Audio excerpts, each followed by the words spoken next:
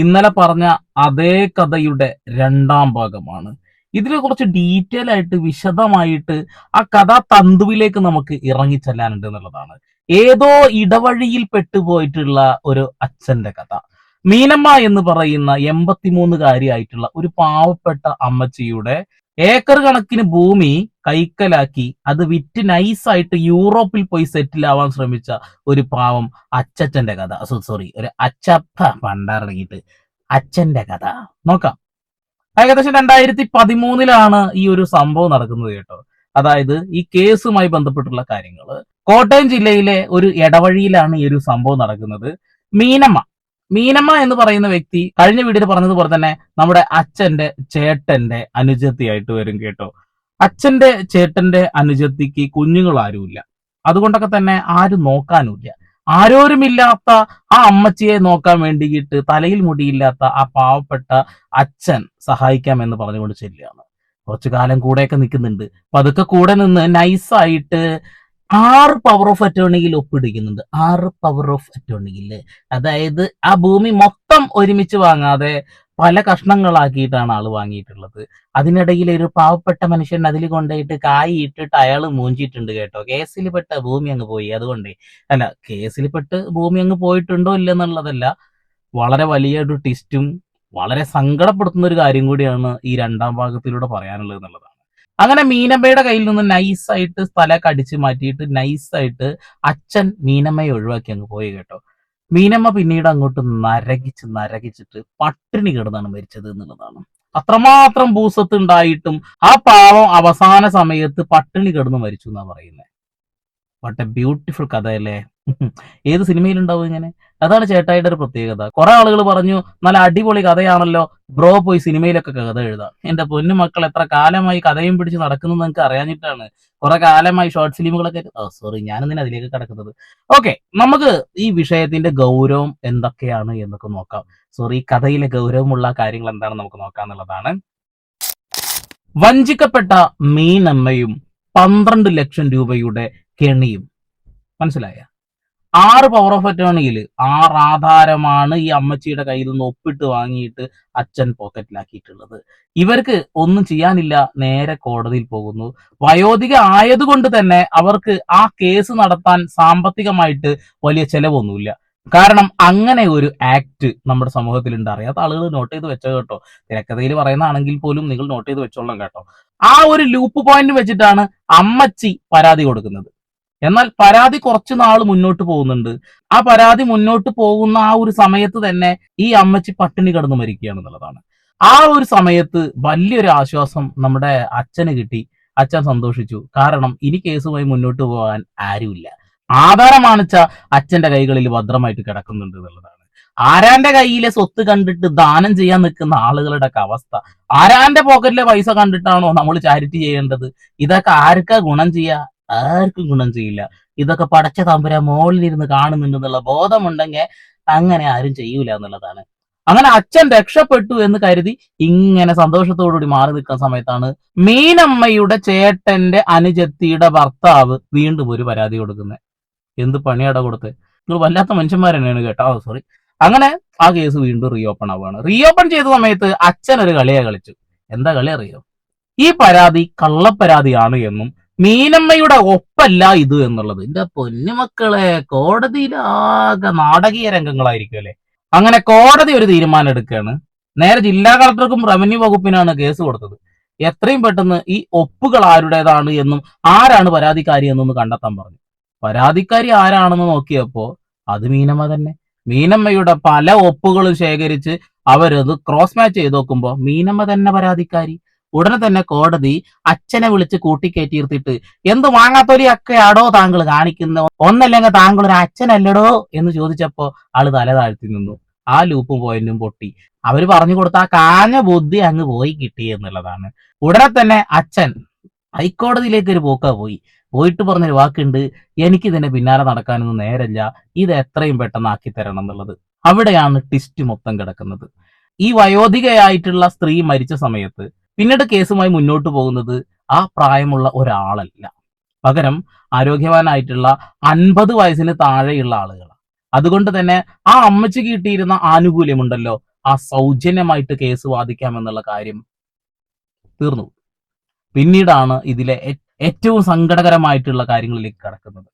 അച്ഛൻ ആ ഭൂമി കൈവശപ്പെടുത്തി.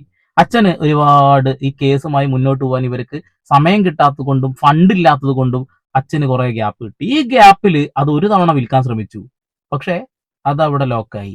രണ്ടാമത്തെ തവണ അദ്ദേഹം ചെയ്ത ആ ഒരു ബുദ്ധിപരമായ നീക്കം എന്താണെന്നറിയോ? ആ ഭൂമി ഇപ്പൊ പ്രശ്നത്തിലല്ല എന്ന് കാണിക്കാൻ വേണ്ടിയിട്ട് നാട്ടിലെല്ലാവരും പാട്ടായി, നാട്ടിലെല്ലാവരും അറിഞ്ഞു. അദ്ദേഹം, ഞാൻ കഴിഞ്ഞ വീഡിയോയിൽ പറഞ്ഞതുപോലെ, മരണപ്പെട്ടുപോയ സുനി, കൊല്ലം സുനിയുടെ ഫാമിലിക്ക്, മക്കൾക്ക് ആ സ്ഥലം അങ്ങ് എഴുതി കൊടുത്തു. നൈസായിട്ട് പേപ്പറും കാര്യങ്ങളൊക്കെ റെഡിയാക്കിയിട്ട് അവരെ കൈകളിൽ എത്തിച്ചു. പക്ഷെ വീണ്ടും ട്വിസ്റ്റ്. ആ സ്ഥലം വിറ്റുപോയാൽ ബാക്കിയുള്ളതൊക്കെ വിറ്റുപോകുമെന്നുള്ള ആ ഒരു ധാരണ അങ്ങ് പൊളിഞ്ഞു കിട്ടി. വീണ്ടും പ്രശ്നങ്ങൾ. ആ ഭൂമിയിൽ ഇന്നും കരമടയ്ക്കാൻ കഴിയുന്നില്ല. ആ വീടിനിന്നും കെട്ടിട നമ്പറും കിട്ടിയിട്ടില്ല. എന്റെ കനേഷുമാരി, സെൻസസ് ഒക്കെ നടക്കുന്ന സമയത്ത് ആ വീട് ഇന്നും പട്ടികയിലില്ലേ എന്നുള്ളതാണ്. ആ സമയത്ത് ചില ആളുകളുടെ ഒരു ഡൗട്ട് എന്താവും വെച്ചാല്, എങ്ങനെ പിന്നെ കറണ്ട് കിട്ടി എന്നുള്ളത്. കറണ്ട് കിട്ടും. KSEB പുതിയ ഡീലൊക്കെ വെച്ചടേ. ആ ഡീൽ പ്രകാരം നമുക്ക് വീട്ടു നമ്പർ ഇല്ലെങ്കിലും കറണ്ട് എടുക്കാം. അറിയില്ല, അങ്ങനെയാണ് അവിടെ കറണ്ട് കിട്ടിയതെന്നാണ് അറിയാൻ കഴിഞ്ഞിട്ടുള്ളത്. ഓക്കെ, ഈ കഥ തികച്ചും സാങ്കല്പികമായതുകൊണ്ട് തന്നെ നിങ്ങൾ ആലോചിച്ച് തല ഉണ്ടാക്കൊന്നും വേണ്ട കേട്ടോ. അപ്പോൾ പറഞ്ഞു വന്ന കാര്യം എന്താ വെച്ചിട്ടുണ്ടെങ്കിൽ, ഈ 6 പ്രോപ്പർട്ടിയുടെയും ആധാരം റദ്ദ് ചെയ്യണമെങ്കിൽ ആ ഭൂമിയുടെ മാർക്കറ്റ് റേറ്റിന്റെ ഇത്ര പെർസെന്റേജ് അവർ കെട്ടിവെക്കണം. 12 മുതൽ 15 ലക്ഷം രൂപ കെട്ടിവെക്കേണ്ട ഒരവസ്ഥ ഒന്ന് ആലോചിച്ച് നോക്കി. സാധാരണക്കാരിൽ സാധാരണക്കാരായ, സ്വന്തം ഭൂമി അച്ഛൻ കട്ടെടുത്തതിന്റെ ഭാഗമായിട്ട് നരകിച്ച് മരിച്ച പാവപ്പെട്ട ആ അമ്മച്ചിക്ക് നീതി വാങ്ങിക്കൊടുക്കാൻ കഴിയാതെ അവർ അമ്പരന്ന് നിൽക്കുക. ഇപ്പൊ കേസുമായി മുന്നോട്ട് പോകാൻ കഴിയുന്നില്ല. 2025 ഓഗസ്റ്റ് 27 വീണ്ടും ഒരു വിധി വരുന്നു. 3 മാസത്തിനുള്ളിൽ ആ കേസ് അങ്ങ് തീർപ്പാക്കണം. കോടതി നേരെ കളക്ടർക്ക് ഓർഡർ കൊടുക്കുകയാണ്. പക്ഷെ കേസ് മുന്നോട്ട് കൊണ്ടുപോകാൻ ആ പാവപ്പെട്ട ആളുകളുടെ കയ്യിൽ പണമില്ല. ചതിച്ചു നേടിയതൊക്കെ കയ്യിലിരിക്കുമെന്നുള്ള വ്യാമോഹം. കർമ്മ എന്ന് 24 മണിക്കൂറും വിളിച്ചു പറയുന്ന ആ മനുഷ്യന്റെ നാക്കിനിട്ട് തന്നെ കർമ്മ കൊത്തി എന്ന് പറയേണ്ടി വരും. റൂഹി എന്ന് പറയുന്ന ഒരു കഥാപാത്രവും ഇതിലുണ്ട് കേട്ടോ. റൂഹി എന്ന് പറയുന്ന ആ വ്യക്തി ആത്മാക്കളെയൊക്കെ കണ്ട് സംസാരിക്കാൻ കഴിയുന്ന ഒരു വ്യക്തിയാണെന്നാണ് നാട്ടിൽ പൊതുവെ പറയുന്നത്, അല്ലെങ്കിൽ കേരളക്കര ഒന്നടങ്കം പറയുന്നത്. അവര് പറഞ്ഞൊരു വാക്കുണ്ട്, നിങ്ങൾ സുനിയുടെ മകനെ തൊട്ട് കളിച്ചാൽ, അതായത് പിച്ചുവിനെ തൊട്ട് കളിച്ചാൽ പണി കിട്ടും. കാരണം പിച്ചുവിന്റെ കൂടെ സുനിയുടെ ആത്മാവ് ദി പോസിറ്റീവ് എനർജി ആയിട്ട് തുടരുന്നുണ്ട്. അതുകൊണ്ട് തൊട്ട് കളിക്കരുത്. എപ്പോഴോ എങ്ങനെയൊക്കെ തൊട്ടതിന്റെ ഭാഗമായിട്ട് കർമ്മ ഈസ് റിട്ടൺ. കാലങ്ങളായിട്ട് സുനയും അച്ഛനും തമ്മിൽ ഒരുപാട് പ്രശ്നങ്ങളുണ്ട്. അതൊക്കെ മറന്ന് അദ്ദേഹം ലയിച്ചെങ്കിൽ പോലും നാക്ക് പിഴ കൊണ്ട് പിച്ചുവിനെ ഒന്ന് പിച്ചി. അതിന് അദ്ദേഹത്തിന് നോവുന്നു ഇപ്പോ. അത്രേ ഉള്ളൂ. തൊടാൻ പോകാൻ പാടില്ലാത്തത് തൊട്ട് കഴിഞ്ഞാൽ എന്തുണ്ടാവും? എന്തു വേണമെങ്കിലും ഉണ്ടാവുക എന്നുള്ളതാണ്. അങ്ങനെ ആ പാവപ്പെട്ട ആളുകൾക്ക് കേസ് വാദിക്കാൻ കയ്യിൽ പൈസ ഇല്ല. അതിന്റെ ഭാഗമായിട്ട് കേസ് ഉടനെ തന്നെ വിധിയാവും. വിധി അച്ഛൻ അനുകൂലമായിട്ട് തന്നെ വരും. പക്ഷെ ആ മരിച്ചുപോയ മീനമ്മയുടെ കണ്ണുനീര്, ആ മീനമ്മയുടെ ശാപം, അതെല്ലാം മണ്ണിലുണ്ട്. ആ മണ്ണിൽ ചവിട്ടി നിൽക്കാൻ ആ അച്ഛന് യാതൊരു യോഗ്യതയുമില്ല. ആ ഭൂമിയിൽ നിന്നും 6 സെന്റോ 10 സെന്റോ 20 സെന്റോ എത്ര പകുത്ത് നൽകിയാലും പടച്ചോൻ ഇതൊക്കെ കാണുന്നുണ്ട് എന്നുള്ള ബോധം അദ്ദേഹത്തിന് ഇല്ലാതെ പോകുന്നു എന്നുള്ളതാണ്. വളരെ വേദനാജനകമായിട്ടുള്ള കാര്യമാണ് ഞാൻ പറഞ്ഞതല്ലേ. ക്ലൈമാക്സിലേക്ക് എത്തുമ്പോൾ ഇവിടെ വില്ലൻ വിജയിക്കുന്ന അവസ്ഥ. ചില സിനിമകളൊക്കെ അങ്ങനെയാണ് വില്ലൻ വിജയിക്കുന്നത്. കളങ്കാവിലൊക്കെ വില്ലൻ വിജയിക്കുന്ന രീതിയിലാണ് കാണിക്കുന്നത്. ഏറ്റവും അവസാനം ആ ബോണറ്റിന്റെ ഇടയിൽ കൂടെ കൈ ഇങ്ങനെ പൊക്കിയിടുന്ന സാധനമല്ലേ, അതുപോലെ തന്നെ ചില സമയങ്ങളിൽ വില്ലന് വിജയിക്കേണ്ടി വരും. പക്ഷെ കർമ്മ കോഴിയുടെ കാലിൽ മുടി ചുറ്റിയതുപോലെയാണ്, വിട്ടുപോകൂല. കുറെ കാലം അത് അവിടെ തിരിഞ്ഞു കളിക്കും എന്നുള്ളതാണ്. ഇനി ഈ കഥ സാങ്കല്പികമല്ല എന്നും ഈ കഥാപാത്രങ്ങളൊക്കെ ജീവിച്ചിരിക്കുന്നുണ്ട് എന്നും പറഞ്ഞുകൊണ്ട് ആരെങ്കിലും ഭീഷണിയൊക്കെ ആയിട്ട് വന്നു കഴിഞ്ഞിട്ടുണ്ടെങ്കിൽ, ഞാൻ കഴിഞ്ഞ പാർട്ട് 1 കഥയിൽ പറഞ്ഞതുപോലെ തന്നെ എന്റെ കയ്യിൽ എവിഡൻസ് ഉണ്ട്. കോടതി പേപ്പേഴ്സ്, സൗണ്ട് റെക്കോർഡിങ്സ്. ഇനി വേറെന്തെങ്കിലും വേണോ? സംശയമുള്ള ആളുകൾക്ക് വേണമെങ്കിൽ അടുത്ത കഥയിൽ ഞാൻ വേണമെങ്കിൽ സുനക്ക് ദാനമായി നൽകിയ വീടിന് എന്തുകൊണ്ട് നികുതി അടക്കാൻ കഴിയുന്നില്ല എന്നുള്ളതിന്റെ തെളിവും, അതുപോലെ തന്നെ വീട്ടു നമ്പർ എന്തുകൊണ്ട് കിട്ടുന്നില്ല എന്നതിന്റെ തെളിവും, കോടതിയിലെ ഒരു 5-6 പേപ്പറുകളും വേണമെങ്കിൽ അടുത്ത കഥയിൽ ഉൾപ്പെടുത്താൻ എന്നുള്ളതാണ്. ഈ കഥയിൽ അതിന്റെ ആവശ്യമില്ല എന്നാണ് ഞാൻ വിശ്വസിക്കുന്നത്. കഥ എല്ലാവർക്കും ഭയങ്കര ഇഷ്ടപ്പെടുന്നുണ്ടെന്ന് കഴിഞ്ഞ വീഡിയോ കണ്ടപ്പോൾ എനിക്ക് ഇഷ്ടപ്പെട്ടു എന്നുള്ളതാണ്, ബോധ്യപ്പെട്ടു എന്നുള്ളതാണ്. കഴിഞ്ഞില്ല, ഞാൻ എന്തെങ്കിലും പോയിന്റ് വിട്ടുപോയിട്ടുണ്ടെങ്കിൽ കഥയല്ലേ, പറഞ്ഞില്ലെങ്കിൽ പ്രശ്ന ഓക്കെ, വിട്ടുപോകണ്ട. ഞാൻ പറയുമ്പോ മറന്നു പോകാതിരിക്കാൻ വേണ്ടി എഴുതി വെച്ച കുറച്ച് ഭാഗങ്ങൾ ജസ്റ്റ് ഒന്ന് വായിച്ചു തരാം. ആരും എണീറ്റ് പോകല കേട്ടാ. ബോറടിയൊന്നും ഇല്ലാത്തതിൽ കിട്ടുന്ന സാധനം. മമ്മൂട്ടിനെയൊക്കെ നായകനാക്കിയാൽ മതി, വില്ലനാക്കിയാൽ മതി, പൊളിക്കും. കഴിഞ്ഞ വീഡിയോയിൽ നമ്മൾ ചർച്ച ചെയ്ത ഒരു സാങ്കല്പിക കഥയിലെ അച്ഛന്റെ വഞ്ചനകളെ കുറിച്ചുള്ള പല ഞെട്ടിക്കുന്ന വിവരങ്ങളും ഇപ്പോൾ പുറത്ത് വന്നുകൊണ്ടിരിക്കുകയാണ്. പലരും എന്നോട് ചോദിച്ചു, എന്തുകൊണ്ടാണ് ആ പാവം വയോധികയായ അമ്മച്ചിയുടെ കുടുംബം ഈ നിയമ പോരാട്ടത്തിൽ നിന്നും ഒരു ഘട്ടത്തിൽ പിന്മാറിയത്? പിന്മാറിയിട്ടില്ല, പക്ഷെ കഥയ്ക്ക് പിന്മാറ്റമാണ് നല്ലത്. കാരണം അവരുടെ കയ്യിൽ പൈസ ഇല്ല. ഇന്നാണ് അതിന്റെ പിന്നിലെ ഏറ്റവും ക്രൂരമായ ആ സത്യം ഞാൻ മനസ്സിലാക്കുന്നത്. അതിന് പിന്നിൽ 12 ലക്ഷം രൂപയുടെ ഒരു വമ്പൻ നിയമക്കുരുക്കും സാമ്പത്തിക കെണിയും ഉണ്ടായിരുന്നു.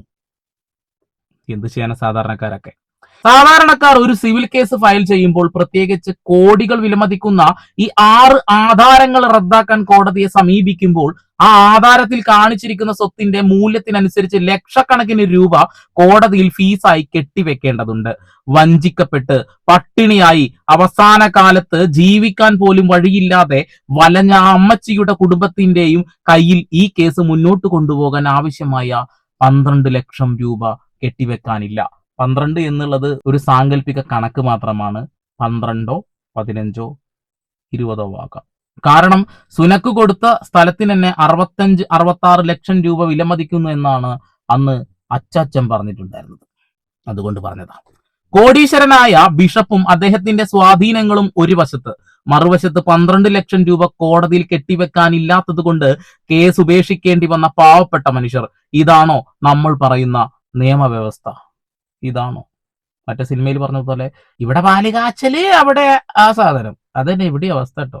പക്ഷേ അവർ സാമ്പത്തികമായി തോറ്റു പിന്മാറിയെങ്കിലും വഞ്ചനയിലൂടെ അവർ സ്വന്തമാക്കിയ ആ ആധാരങ്ങളുടെ കറ ഇപ്പോഴും ആ മണ്ണിൽ തന്നെയുണ്ട്.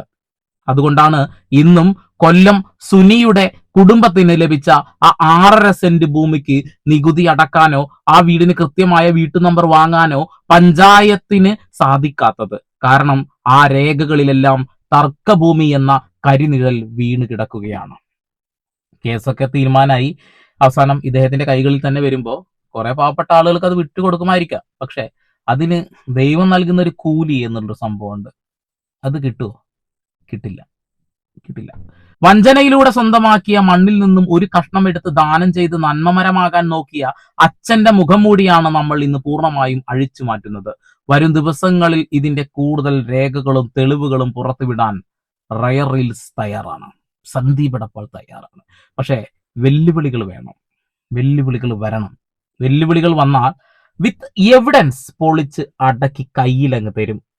ആ ചെക്കനെ തൊട്ട് കളിച്ചപ്പോൾ നിങ്ങൾ ആലോചിക്കണമായിരുന്നു, ഇവിടെ ഒരുപാട് നന്മ നിറഞ്ഞ മനുഷ്യന്മാർ ആ പയ്യന്റെ പിറകിലുണ്ട് എന്നുള്ളത്.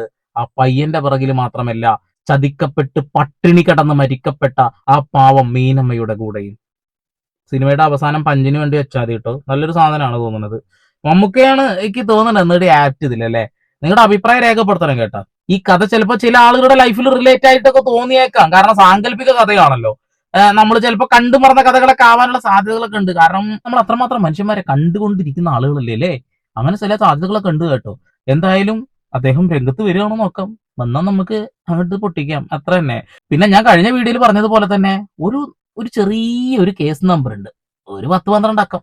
അത് ഞാൻ നിങ്ങളുടെ കയ്യിലോട്ട് തന്നു കഴിഞ്ഞിട്ടുണ്ടെങ്കിൽ ജസ്റ്റ് ഒന്ന് ഗൂഗിളിൽ കൊണ്ട് ഇട്ടാൽ തന്നെ എന്താണ് ഈ കേസ് എന്നും എന്താണ് ആ കേസിൽ പരാതിക്കാരി നൽകിയത് എന്നുള്ള കാര്യങ്ങളൊക്കെ അറിയാൻ കഴിയും എന്നുള്ളതാണ് സാങ്കല്പിക കഥയത്തെ കാര്യമായിട്ട് പറഞ്ഞു. ഇനി വേറെ രീതിയിലൊന്നും ആലോചിക്കലടേ. അപ്പോ പരമാവധി ഷെയർ ചെയ്യണം. പിന്നെ ഹൈപ്പ് ബട്ടൺ വെറുതെ അവിടെ കൊണ്ടിട്ടില്ല, അങ്ങ് ഞെക്കി പൊട്ടിച്ചേക്ക്. വീണ്ടും പരമാവധി വാർത്താവിശേഷങ്ങളുമായി സന്ദീപ് എടപ്പാൾ സൈനിങ് ഓഫ്.